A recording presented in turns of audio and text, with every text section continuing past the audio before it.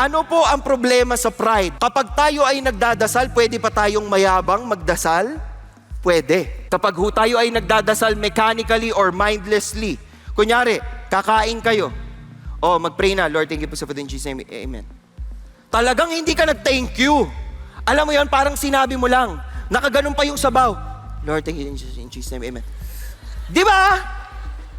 Parang hindi ka nagpapasalamat na may pagkain ka. Ikaw ba'y nagdarasal talaga? As if it were a chore. Yung iba naman, mag-pray na. Ayaw mag-pray, nagdadabog pa.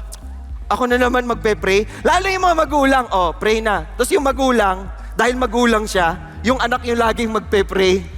Anak, mag-pray na. Tapos pag nagdabog yung anak magpe-pray lang eh. Yung iba nagdarasal lang kasi gusto ng pogi points. Gusto matupad yung kanilang prayer request, expecting to get the answers we want based on the good things we have done. Yan, pride din yan. Lord, nagdarasal po ako kasi kahapon naman po sa Sunday service, hindi ako nakatulog.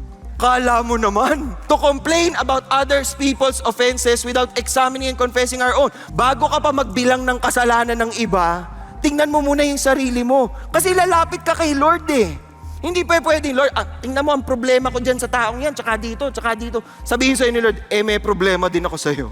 Diba? Paano gagawin natin dito? Problema ka rin. With the wrong selfish motives, yan, mahirap din po yan. Mahirap kapag nagdarasal tayo na ang alaga natin sa ating buhay ay pride.